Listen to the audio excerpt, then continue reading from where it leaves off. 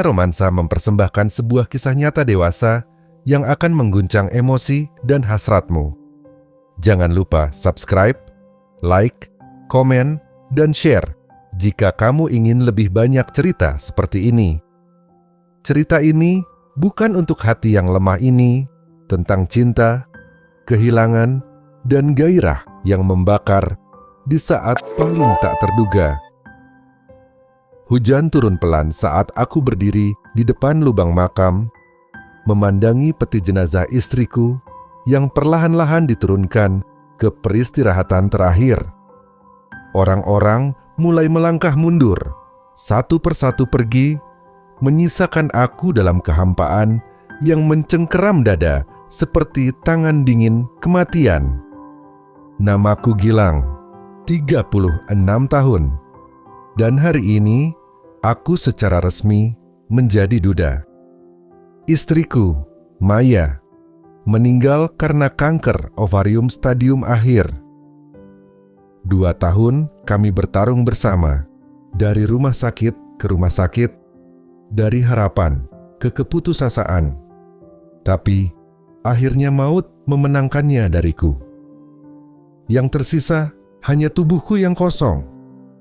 Dan Aluna, sahabat lama Maya, yang secara mengejutkan muncul di tengah keramaian duka. Aluna pernah menjadi bagian hidup kami. Ia wanita yang pernah nyaris menjadi saingan Maya sebelum menghilang begitu saja dari hidup kami 10 tahun lalu. Kini, ia kembali, cantik, lebih dewasa, dan mengenakan gaun hitam ketat yang basah kuyup menempel pada kulitnya karena gerimis. Aku tak tahu kenapa jantungku berdetak lebih cepat melihatnya. "Aku ikut berduka, Lang," ucapnya, dengan suara serak yang penuh luka. Matanya bengkak, tapi masih menyimpan pesona yang ku kenal dulu. Kami saling diam, hanya hujan dan suara tanah yang disekop yang terdengar. Lalu, tanpa peringatan, Aluna meraih tanganku. Hangatnya menusuk kulitku yang dingin. Aku tak bisa menolak. Aku juga tak bisa menjelaskan kenapa. Tapi ketika ia memelukku, tubuhku membalasnya terlalu erat, terlalu lama untuk ukuran pelukan duka. Lalu bibirnya menyentuh bibirku. Di pemakaman itu, di depan gundukan tanah basah, di atas tubuh istriku yang baru dikubur. Ciuman kami dalam, kelaparan. Ciuman orang yang telah menahan semua rasa terlalu lama, dan sekarang terbakar oleh luka dan rindu. Tanganku memegang wajahnya, dan dia menarik tubuhku lebih dekat, seperti sedang mencoba mencuri oksigen dari napasku yang tinggal sisa. Aku tahu ini gila, terlarang, tidak pantas, tapi tubuhku tak peduli. Dan yang terjadi malam itu akan menghancurkan batas moral terakhir yang kupunya. Dan itulah yang benar-benar terjadi hanya beberapa jam setelah pemakaman istriku. Aku duduk diam di bangku depan mobil jenazah, tubuhku lelah, jiwaku hancur. Supir ambulans yang mengantar kami ke rumah sudah pamit. Dan entah kenapa, Aluna belum juga pergi. Dia duduk di belakang, diam, sambil menatapku lewat kaca spion tengah. "Kau nggak mau masuk rumah?" tanyaku lirih. Ia menggeleng pelan. "Aku masih ingin di dekat Maya. Entah kenapa, aku belum bisa pergi." Kata-katanya menusukku.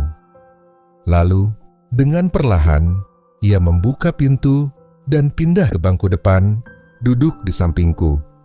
Aroma tubuhnya bercampur dengan sisa aroma formalin dan bunga sedap malam di belakang. "Aku bisa tidur di mobil ini malam ini kalau kamu butuh seseorang." "Aluna," suaraku tercekat. Tapi sebelum sempat kuteruskan, ia sudah memelukku lagi. Tapi kali ini, pelukannya lebih erat, lebih intens, dan bibirnya menempel di leherku. Basah, hangat, membakar. Tanganku bergerak sendiri. Aku menggenggam pahanya yang terbuka sedikit oleh belahan gaunnya. Ia tidak menghentikanku, malah ia merapatkan tubuhnya lebih dekat, duduk di pangkuanku. Nafasnya memburu, matanya berkaca-kaca, tapi penuh gairah. "Cium aku lagi, Lang." Dan aku melakukannya. Dengan nafsu orang yang kehilangan arah, aku menariknya, memeluk pinggangnya erat, lalu mencium bibirnya dalam-dalam. Tangan kami saling mencari, saling meraba, saling menanggalkan. Gaunnya basah, tapi mudah ditarik turun. Beranya copot dengan satu tarikan. Putingnya keras menempel di dadaku yang masih dibalut kemeja duka. "Lang, jangan berhenti," bisiknya. Mobil jenazah itu jadi saksi saat kami bercinta seperti orang gila liar, mendesak, penuh desahan tertahan dan air mata yang menetes di pipi Aluna. Di kursi panjang belakang, tempat jenazah Maya sempat dibaringkan tadi pagi, kami membiarkan tubuh kami menyatu dalam gelap dan diam yang penuh dosa. Tanganku mencengkeram pinggulnya, menariknya turun perlahan ke tubuhku yang sudah menegang keras. Aluna mengerang pelan saat tubuhnya menelan tubuhku. Perlahan, dalam, penuh emosi. Kami bergerak dalam diam, hanya suara napas dan kulit yang saling bersentuhan di antara kain duka. Aku menatap matanya yang masih basah air mata, dan aku tahu ini bukan sekadar seks. Ini adalah pelarian, luka, rindu, penyesalan, tapi juga cinta yang terkubur dan kini kembali meletup di tempat paling tidak masuk akal. Ketika tubuhnya menggigil dalam pelukanku dan kepalanya bersandar di dadaku, hanya satu kalimat yang keluar dari mulutnya. "Aku pernah mencintaimu, bahkan sebelum Maya menikah denganmu." Kata-kata itu keluar dari bibir Aluna saat tubuhnya masih melekat erat di tubuhku. Basah oleh keringat, napas kami masih tersengal, dan tubuh kami belum benar-benar terlepas dari satu sama lain. Aku mematung, napasku tercekat. Tanganku masih di punggungnya yang telanjang, tapi jiwaku seperti dilempar ke masa lalu, ke saat semuanya seharusnya berjalan berbeda. "Apa maksudmu, Aluna?" bisikku. Ia bangkit perlahan dari dadaku, menatapku dengan mata merah, yang tak hanya karena air mata, tapi karena luka yang sudah ia pendam terlalu lama. "Aku mencintaimu dulu, Lang, sejak kita sering bertiga hangout bareng. Kamu, aku, dan Maya. Tapi aku tahu, dari awal Mei sudah punya lebih banyak keberanian. Dia lebih agresif, dia lebih berani menyatakan perasaan ke kamu duluan. Dan aku mundur. Aku mendengarkan dengan jantung berdetak keras seperti akan pecah. Tapi bukan itu bagian terburuknya," lanjut Aluna. "Yang paling menyakitkan, Maya tahu, dia tahu aku mencintaimu, dan dia tetap memilih untuk melangkahi aku. Aluna, kamu nggak pernah bilang apa-apa ke aku. Aku nggak bisa, Lang. Aku terlalu takut kehilangan dua-duanya. Tapi Maya, dia lebih pintar. Dia diam-diam mengawasi, dan saat tahu perasaanku, dia malah mempercepat hubungannya denganmu. Aku nggak marah waktu itu. Aku cuma pergi, menghilang. Tubuhku seperti ditimpa batu besar. Selama ini, aku hidup dalam kebohongan. Aku pikir aku tahu semua tentang Maya, tentang persahabatan mereka. Tapi ternyata ada sejarah yang tak pernah kuceritakan, karena aku sendiri tidak pernah mengetahuinya. Lalu kenapa kamu datang sekarang? Tanyaku lirih. Ia menatapku dalam, karena aku nggak bisa lagi berpura-pura kuat. Karena saat tahu Maya sakit parah, aku sempat datang diam-diam ke rumah sakit. Aku lihat kalian. Dan kamu tahu yang lebih gilanya? Apa? Aku dengar sendiri Maya bilang ke suster, kalau dia nggak akan marah, kalau suatu hari nanti aku menggantikan posisinya di hidupmu. Dunia seperti berhenti berputar. Maya tahu. Istriku yang sudah meninggal ternyata tahu. Dan dalam diamnya, dia mungkin sudah merelakanku kepada wanita yang dulu pernah mencintai diam-diam suaminya sendiri. Malam itu, aku menangis, tapi bukan karena rasa bersalah. Aku menangis karena untuk pertama kalinya aku sadar aku juga pernah dan masih mencintai Aluna. Perasaan itu tidak muncul tiba-tiba. Ia sudah ada sejak dulu, tersembunyi dalam diam, terkubur oleh keputusan dan waktu yang memaksa.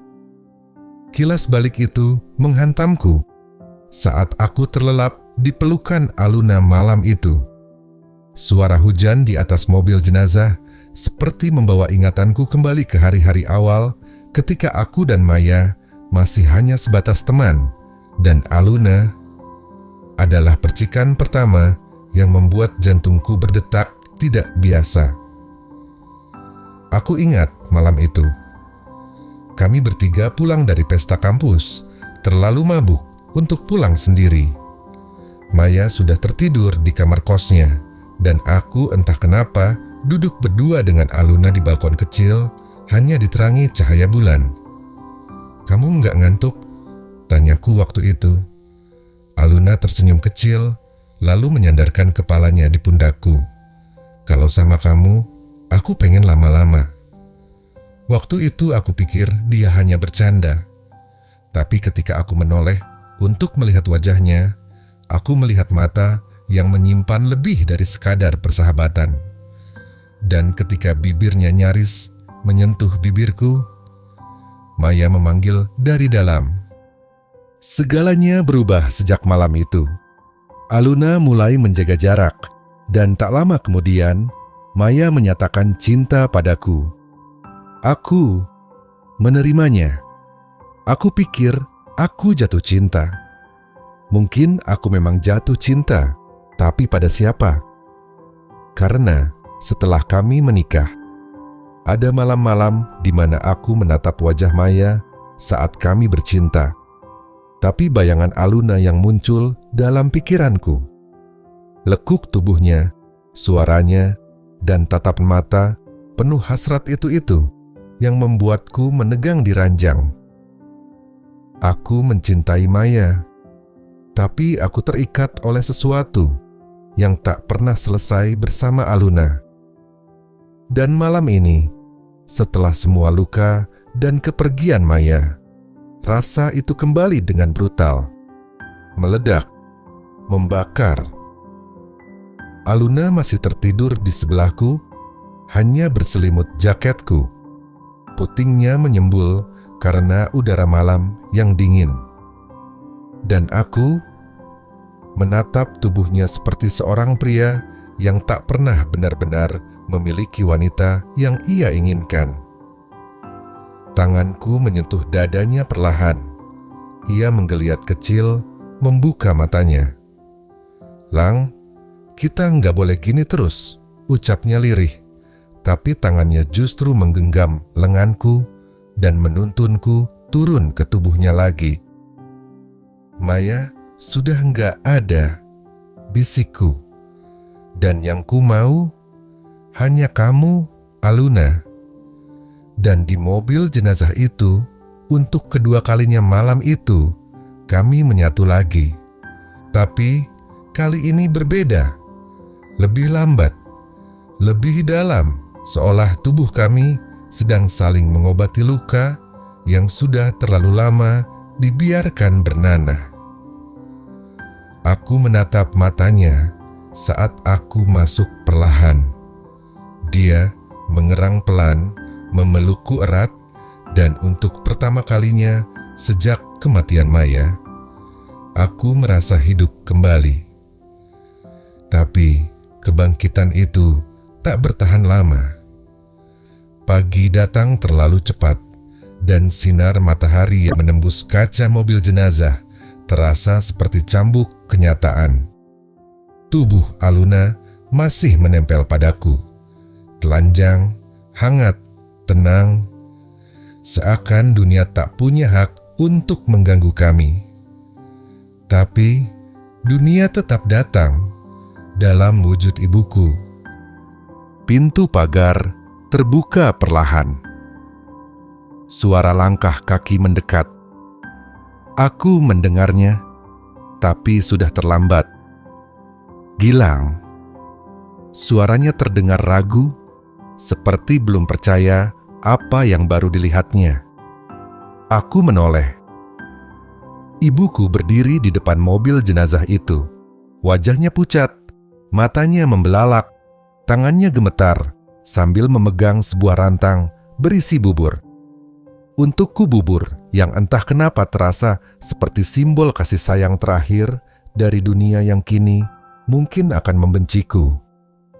Ya Tuhan, Gilang, apa yang kamu lakukan? Teriaknya, histeris. Aluna terlonjak bangun. Selimut kecil yang menutupi tubuhnya jatuh, memperlihatkan semuanya. Ia buru-buru menutup dadanya. Matanya berkaca-kaca. Aku sendiri masih telanjang dari pinggang ke bawah, mencoba panik mencari celana. Ibu, ini bukan apa? Kamu baru kemarin mengubur istrimu, dan kamu sudah tidur dengan wanita lain di mobil jenazahnya. Pecah. Bentakan ibuku seperti membakar seluruh udara di sekitarku. Aku tak bisa bicara. Aluna menangis, menunduk, lalu keluar dari mobil sambil meraih gaunnya. Tapi ibuku menghentikannya. Jangan lari. Kamu juga perempuan. Bagaimana bisa kau lakukan ini? Maya sahabatmu kan? Sahabatmu sendiri baru dikubur. Aluna berlutut. Saya mencintai dia, Bu. Saya mencintai Gilang sebelum Maya menikah dengannya. Dan di situ, saat kata itu keluar dari bibir Aluna, ibuku membeku. Matanya perlahan menatapku, lalu berkata pelan tapi dingin, "Jadi Maya, benar." Aku terhenyak. Apa maksud ibu? Ibuku menarik napas panjang, lalu berkata lirih, "Maya sempat bilang ke ibu bahwa dia tahu kamu mencintai orang lain, tapi dia tetap menikahimu karena dia pikir suatu saat kamu akan memilih dia juga. Dia tahu sejak dulu, dan dia menderita dalam diam." Jantungku mencelos. Aku ingin muntah. Aku ingin membentur kepalaku ke dinding mobil jenazah itu. Tapi tak ada tempat lagi untuk bersembunyi dari rasa bersalah yang menelan segalanya. Dan pagi itu, semua rahasia yang kupikir sudah dikubur bersama Maya. Justru hidup kembali membawa luka yang lebih dalam dari kematian. Tapi, mampukah cinta terlarang ini bertahan di tengah badai penghakiman? Hari itu, jawabannya datang lebih cepat dari yang kuduga. Ibu tak menunggu lama. Siangnya, saat aku baru selesai mandi untuk mencoba menenangkan diri, koperku sudah teronggok di teras. "Pergilah, Lang. Ibu nggak kuat lihat kamu di sini lagi. Kamu bukan anak yang ibu kenal." Suara itu dingin, bukan marah, tapi kecewa, dan itu jauh lebih menyakitkan. Aku mencoba memohon, bersujud, menangis, tapi semua air mataku tak ada. Artinya dibanding pengkhianatan yang kulakukan di matanya, di mata keluarga, dan di mata masyarakat yang sudah mulai berbisik-bisik sejak kejadian pagi itu viral karena, ya, entah siapa yang memfoto kami dari luar pagar. Mungkin tetangga, mungkin sialan siapapun yang lewat dan ingin drama. Aku tak punya pilihan lain selain pergi. Dan hanya satu tempat yang muncul di kepalaku, Aluna. Dia yang kutemui di kosannya malam itu dalam keadaan wajah sembab, tapi matanya tetap hangat saat melihatku berdiri di ambang pintu dengan koper dan hati yang berantakan. "Kamu diusir?" tanyanya pelan. Aku mengangguk, berusaha menahan air mata. Tapi yang dia lakukan justru mengejutkanku. Dia menarik koperku masuk, lalu menggenggam tanganku erat. "Tinggallah di sini dengan aku. Lu, kita nggak bisa. Nih gila, kita baru saja." Dia menempelkan telunjuknya ke bibirku. "Justru karena semuanya sudah gila, kita nggak usah berpura-pura waras lagi." Dan malam itu, aku tinggal di kamar sempitnya yang hanya muat satu ranjang, satu lemari, dan meja kecil yang dipenuhi skincare dan parfum. Tapi di ruang sesempit itu, kami menjadi besar, membara. Kami bercinta seperti dua manusia yang tak lagi takut dosa. Aluna menelanjangiku perlahan, mencium setiap luka di dadaku, mengguratkan jejak lidahnya di seluruh tubuhku. Dan saat aku menindihnya, tubuh kami saling memeluk bukan hanya karena hasrat, tapi karena kami saling menggantikan kehancuran masing-masing. "Aku nggak akan pergi lagi," bisikku sambil menyentuh bagian terdalam dirinya.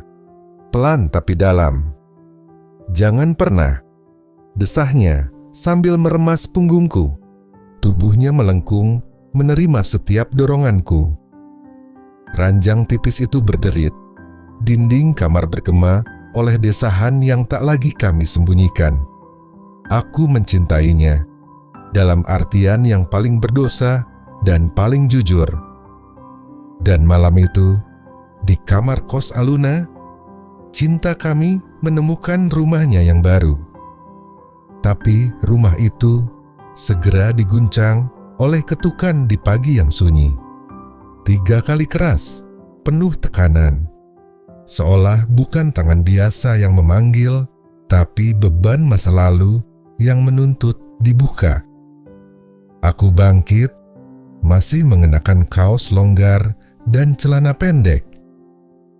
Aluna masih tidur, rambutnya berantakan, selimut setengah terbuka memperlihatkan bekas ciumanku di leher dan dadanya. Aku membuka pintu, dan di sana berdiri seorang remaja laki-laki. Wajahnya pucat, matanya merah, bukan karena lelah, tapi karena marah. Marah sekali. "Aku Rega," katanya tanpa ekspresi, "anaknya Maya." Dunia seolah berhenti sejenak. Aku tergagap, kehilangan kata. Wajah anak itu mirip Maya. Sangat. Tapi matanya itu mataku sendiri. Matanya adalah salinan dari setiap kesalahan yang telah kulakukan. Aku tahu Bunda udah meninggal, dan aku tahu siapa yang kamu peluk malam setelah pemakamannya. Lanjutnya, tanpa memalingkan wajah. Aluna muncul dari belakangku, hanya mengenakan daster tipis. Matanya membelalak saat melihat Rega. "Rega." Suaranya parau. Rega menatapnya dengan dingin. Aku ingat kamu, Tante Aluna yang sering datang waktu kecil. Bunda bilang kamu sahabatnya. Tapi sahabat nggak ngambil suami sahabat sendiri kan? Setiap katanya seperti peluru. Dan aku berdiri di tengah antara keduanya, seperti target tembak yang tak bisa lari. Rega, aku bisa jelaskan. Nggak usah, potongnya. Aku nggak datang buat dengar alasan. Aku cuma pengen lihat langsung seperti apa rupa dua orang dewasa yang tega ngelakuin hal paling jijik di dunia. Suasana mendadak membeku. Air mata menetes dari mata Aluna, tapi dia tidak menjawab. Dan aku hanya bisa menatap anakku sendiri tanpa tahu bagaimana memperbaiki semuanya. Setelah Bunda meninggal, aku ke rumah nenek, tapi dia malah nyuruh aku ke sini. Katanya, kalau mau tahu siapa ayahku sebenarnya, datanglah ke kamar perempuan yang dia pilih setelah kubur Bunda. Rega mengangkat kepala, matanya menantangku. Kamu ayahku kan? Aku mengangguk perlahan, dada sesak. Iya, Rega, aku ayahmu, dan aku minta maaf. Dia tertawa kecil, tapi tawa yang lebih mirip retakan dari hati yang remuk. Maaf? Kamu minta maaf? Setelah tidur sama sahabat ibu sendiri di atas mobil jenazahnya. Aku tak bisa berkata apa-apa lagi. Rega mundur. Jangan cari aku lagi. Aku udah cukup tahu. Kamu bukan ayahku. Kamu cuma laki-laki yang bikin ibuku mati dengan patah hati. Dan sebelum aku bisa menyentuhnya, dia pergi, membawa serta sisa-sisa harga diriku yang terakhir. Tapi cinta dan gairah yang sudah terlanjur mengikat kami tak semudah itu dilenyapkan. Aku mencoba pergi, menghilang dari hidup Aluna tanpa pamit, tanpa kata perpisahan. Kupikir itu yang terbaik. Untuk Rega, untuk Maya, untuk nuraniku yang nyaris tak bersisa. Tapi yang tak bisa kutinggalkan adalah tubuhku sendiri. Malam-malam kulalui dengan menggigil sendirian di kamar sewa yang tak berisi apapun selain kasur tipis dan dosa yang tak pernah bisa kuhapus. Aku membalikkan badan ke kanan. Tak ada lengkungan tubuh Aluna. Aku menarik napas dalam-dalam. Tak ada aroma lehernya. Dan ketika tanganku menyentuh celanaku sendiri, yang terbayang tetap dia. Aluna. Tubuhnya. Suaranya saat merintih. Gigitannya di bahuku saat aku mendorongnya makin dalam. Erangannya yang pecah saat aku menyentuh titik paling sensitifnya dengan lidahku. Semuanya tak bisa hilang. Aku menjadi bayang-bayang, hantu dari gairah yang kutinggalkan sendiri. Hingga suatu malam, aku menyerah. Aku menelponnya. Dan dia mengangkat dengan suara serak, seperti baru selesai menangis, atau mungkin sedang menangis. Kenapa kamu pergi? Bisiknya. Aku tak bisa menjawab, tapi tubuhku lebih jujur daripada mulutku. Aku naik motor, membelah malam Jakarta yang sepi, hanya untuk sampai ke kosannya. Dan saat dia membuka pintu, aku langsung mencium bibirnya. Keras, dalam, rakus. Aku butuh kamu. Gumamku di antara napas yang terengah. Aluna menarikku masuk, dan malam itu kami bercinta seperti sepasang pelarian penuh rasa bersalah, tapi tak sanggup berhenti. Dia menanggalkan bajuku, mencakar punggungku, lalu naik ke atas tubuhku dengan gerakan penuh kelaparan. Jangan pergi lagi. bisiknya sambil menggoyangkan pinggulnya dengan irama yang membuatku menggila. Tubuh kami kembali melebur. Lengguhan kami kembali jadi simfoni. Dan semua niat baikku terkubur di bawah selimut tipis kosannya yang kembali basah oleh peluh dan dosa. Kami saling meraih, saling menindih, saling menyesap, seperti dua manusia yang tahu cinta ini salah, tapi terlalu nikmat untuk ditinggalkan. Dan ketika aku klimaks, bukan hanya tubuhku yang tumpah, tapi juga seluruh benteng pertahanan yang selama ini kupaksakan berdiri.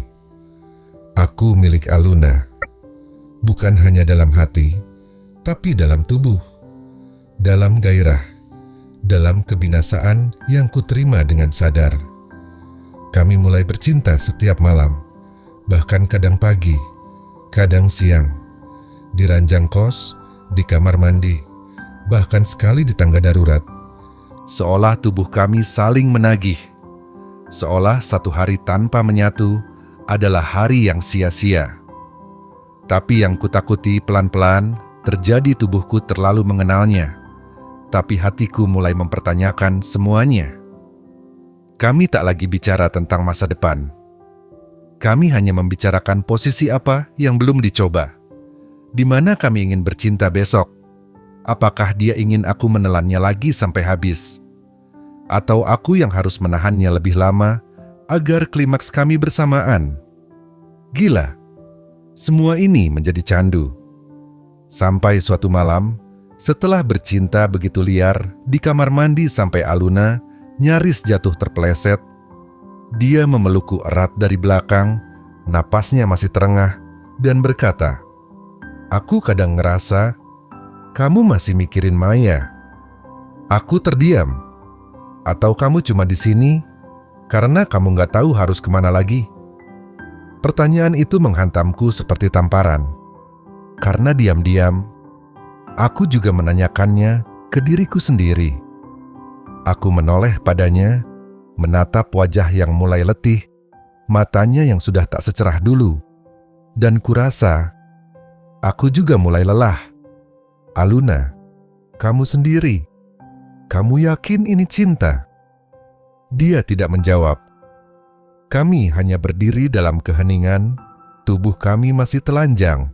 Air dari shower menetes perlahan di kulit yang sudah terlalu sering bersentuhan. Dan untuk pertama kalinya, sejak pemakaman Maya, aku merasa dingin. Karena mungkin kami sudah kehilangan arah. Mungkin kami bukan saling mencintai. Mungkin kami cuma dua orang yang saling memeluk luka dan saling memuaskan hasrat agar tak merasa hancur sendirian. Dan pagi itu, kami berdua berdiri di depan pusara Maya. Angin berhembus lembut, membawa aroma tanah basah dan bunga kenanga yang mulai layu. Tak ada kata yang langsung keluar dari mulut kami. Hanya diam dan rasa sesak yang makin menghimpit dada. Aluna menggenggam tanganku. Tangannya dingin, tubuhnya tampak kecil dalam balutan jaket abu-abu. Rambutnya yang biasa terurai, kini diikat acak, dan wajahnya, untuk pertama kalinya terlihat lelah, bukan karena orgasme, tapi karena kesadaran. Kesadaran bahwa kami harus berhenti. "Aku mimpiin Maya semalam," ucapnya pelan. Dia duduk di ujung ranjangku, diameter, tapi matanya basah. Aku menarik napas dalam. Aku juga mimpiin dia, tapi dia nggak marah. Dia cuma bilang, "Jangan teruskan luka ini, Gilang." Kami saling menatap. Tak ada pelukan, tak ada ciuman, hanya dua orang yang pernah saling membakar. Kini mulai merasakan hangusnya. Lalu, Aluna berjongkok, menyentuh nisan Maya, jemarinya bergetar. "Maaf ya, Mai, aku yang paling bersalah. Aku tidur dengan suamimu. Aku rebut apa yang seharusnya jadi milikmu. Bahkan setelah kamu mati, aku masih ngambil yang tersisa darimu." Air matanya jatuh. Aku ikut berlutut di sampingnya. Kalau saja aku bisa ulang waktu, aku lebih pilih kehilangan segalanya daripada kehilangan nurani. Kami saling menatap lagi, dan tanpa aba-aba, kami saling mendekat. Ciuman itu terjadi lembut, basah, lambat tepat di atas pusara maya. Bukan ciuman yang menggairahkan, tapi ciuman perpisahan. Ciuman untuk menutup bab yang penuh dosa, hasrat, dan luka. "Aku akan pergi ke Bandung," ucap Aluna akhirnya. "Mulai dari nol, mungkin buka toko kecil atau apalah. Yang penting, jauh dari semua ini." Aku mengangguk, dan aku akan kembali ke rumah, menebus yang bisa kutebus, berusaha jadi ayah yang layak untuk Rega. Kami berdiri, saling menggenggam satu kali terakhir. Lupakan aku, Lang, tapi simpan cinta ini sebagai pelajaran. Aku menunduk. Kamu akan selalu jadi luka yang paling indah. Dan begitu kami berbalik pergi dari makam Maya, tak ada tangisan, tak ada rengekan, hanya keheningan yang menyayat. Karena untuk pertama kalinya, kami benar-benar melepaskan. Terima kasih sudah mengikuti cerita Kami Berciuman di pemakaman istriku, dan malam itu kami bercinta di mobil jenazah, hanya di zona romansa. Jika kamu suka dengan kisah ini, jangan lupa like, komen, share, dan subscribe channel ini untuk cerita-cerita dewasa, penuh drama, dan hasrat lainnya. Karena cinta yang salah kadang terasa terlalu benar untuk ditolak jenazah hanya di zona romansa. Jika kamu suka dengan kisah ini, jangan lupa like, komen, share, dan subscribe channel ini untuk cerita-cerita dewasa, penuh drama, dan hasrat lainnya. Karena cinta yang salah kadang terasa terlalu benar untuk ditolak